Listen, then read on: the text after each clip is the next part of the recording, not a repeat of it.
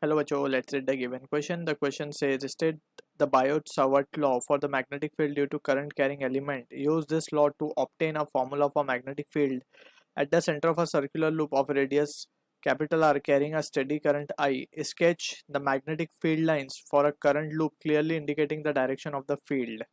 So, to understand the question, we need to understand about the concept of Biot-Savart law. So basic understanding we need to have Biot Savart law की जब हम बात करते हैं so it is the law that is been use to calculate the value of magnetic field. ठीक है, तो हमें पता है कि अगर हम मान लें कि let's suppose we have a current carrying element, एक करंट कैरिंग वायर है बेसिकली, नॉट एन एलिमेंट, और it is carrying current I. And if any point, हमें पता है कि ये वायर के around magnetic field will be created, right. By right and thumb rule उसका डायरेक्शन हम निकाल सकते हैं. For that we need to point the thumb in the direction of current and curling the finger of right hand will give the direction of magnetic field. So इस point P पे जो magnetic field का direction आएगा वो inward आएगा. This is our point P, right. अब इस point पे हमें direction तो मिल गए, but we are interested in calculating what the magnitude of this field, right. So वो हम find करेंगे using Biot-Savart law. So Biot-Savart law basically जो statement है, first we need to state Biot-Savart law, right. So according to this, first what we will do is यहाँ पे हम एक section consider कर लेते हैं, elemental small element of length dl, right. and ये point p जो है, let's say this is at a distance r, और we can say जो position vector है इस point p का, that is we can write it as to be r bar मान लेते हैं हम. ठीक है, अब यहाँ से we can see this angle, let's suppose it as to be theta. तो यहाँ पे हम स्टेटमेंट दे सकते हैं. According to Biot Savart law it states that since it is a law, just it will be having a statement. So it states magnetic field. अब इस छोटे से सेक्शन dl की वजह से छोटी सी मैग्नेटिक फील्ड आएगी db at a point p associated with the length of element dl bar of a wire carrying steady current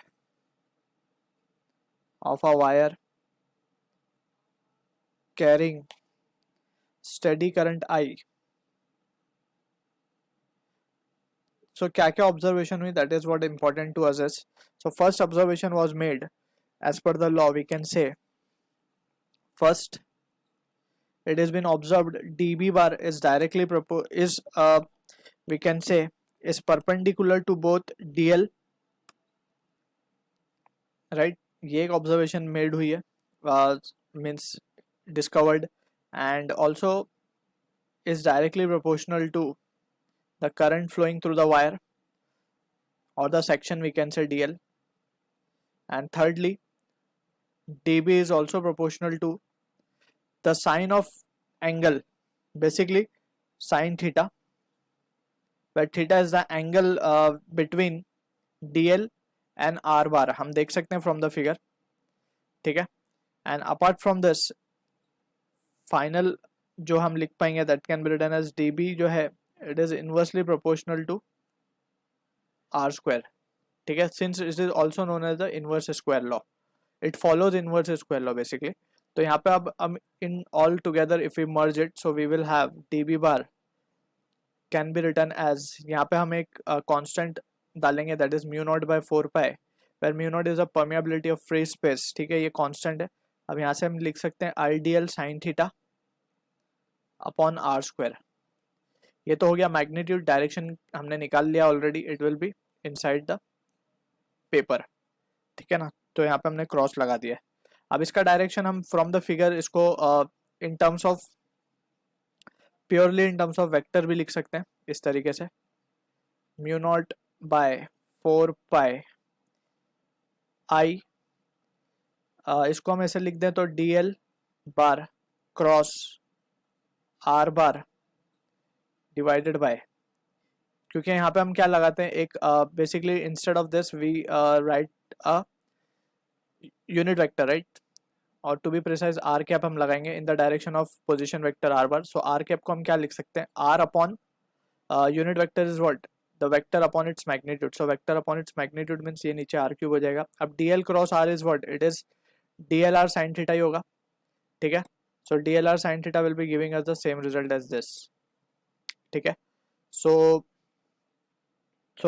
anyways we can write the expression. And also यहाँ पे just we need to keep the result in mind. ये जो mu naught by 4 पाई है इसकी value आती है 10⁻⁷. ठीक है. And it is tesla metre per ampere. So this is the thing that we need to keep in mind. अब using this we will find the application है एक इसका जो पूछा गया हमसे. एक हमारे पास सर्कुलर लूप है एंड इसके सेंटर पे हमें मैग्नेटिक फील्ड फाइंड करना है. This is a current carrying loop. Let's say current flow रहा है इस सर्किट में आई. अब हम क्या करेंगे, ये है आर हमारा रेडियस, हम एक सेक्शन कंसिडर करेंगे ऑफ डीएल लेंथ. अब इस डीएल लेंथ की वजह से जो मैग्नेटिक फील्ड आएगी हम क्या लिख सकते हैं उसको, डीबी. जस्ट मैग्नीट्यूड हम लिख रहे हैं. अब यहाँ पे हम देख सकते हैं कि जो डायरेक्शन है sine theta is what, theta was the angle between dl and r, right. अगर हम डीएल को देखें, डीएल का direction along the direction of current इस तरफ होगा. एंड हम यहाँ पे पोजीशन की बात करें, so position vector will be नीचे की तरफ होगा. We have to be careful, right. So यहाँ पे हम देख सकते हैं डीएल और आर के बीच में जो एंगल है वो है 90 degree. So sine theta will be 1 because sine 90 is 1. ठीक है. तो this is due to this small element magnetic field will be dB and it can be written as mu naught upon 4 pi I dl upon r square, right. So this will be the result. Now to get the complete magnetic field at the center due to the complete loop, we have to integrate it, and integration will be from 0 to 2 pi r. ठीक है. So now from the situation we can write, this can be written as dB को क्या लिख सकते हैं हम, b हो जाएगा ये, and it will be mu naught upon 4 pi I upon r square. हम बाहर ले लेंगे constant. dl का इंटीग्रेशन विल बी l और it can be just written as 2 pi r. So final जो रिजल्ट आएगा वो आएगा mu naught I upon 2r. So this is the magnetic field at centre we are getting. Precisely we will write magnetic field at point p. ठीक है. And हमें magnetic field का sketch बनाना है डायग्रामेटिकली. सो लेट्स सपोज ये हमारा loop है, this is the loop. ठीक है. एंड यहाँ पे करंट हमारा इस तरीके से फ्लो हो रहा था. अब मैग्नेटिक फील्ड हमें मिल ही चुकी है पॉइंट पी पे. This is our centre point. अब यहाँ पे we need to be careful कि यहाँ पे हम देखें ध्यान से तो we need to use again right and thumb rule to get the direction of magnetic field. अब यहाँ पे we need to curl the finger of right hand in the direction of current and thumb will give the direction of magnetic field. So in this case it will be in the upward direction. ठीक है. ये तो हमने right hand thumb rule से निकाल लिया. अगर हमें स्केच ड्रॉ करना है प्रॉपरली तो हर इंस्टेंट पे we need to check the direction of current. यहाँ पे अगर हम देखें direction of current will be बाहर की तरफ आ रहा होगा, right. So thumb in the direction of current and curling the finger. यहाँ पे कुछ सर्कुलर लूप्स बनेंगे कुछ इस तरीके से, वी कैन सी. सो ये कॉन्सेंट्रिक सर्कल इस तरीके से फॉर्म होंगे, right. And this direction will be something like this, इस तरीके से. अब यहाँ पे अगर हम डायरेक्शन ऑफ करंट देखेंगे तो ये इनवर्ड होगा. इनवर्ड में थंब इन द डायरेक्शन अंदर की तरफ. सो जो लूप्स बनेंगे वो इस तरीके से बनेंगे, right. And the direction will be ऊपर की तरफ आएगा अंदर से. ठीक है ना, ये इस तरीके से जाएगा. सिमिलरली यहाँ की अगर हम बात करेंगे सामने की तरफ तो इसी तरीके से वी कैन ड्रॉ. और ये कॉन्सेंट्रिक लूप्स बनते ही जाएंगे कुछ इस तरीके से.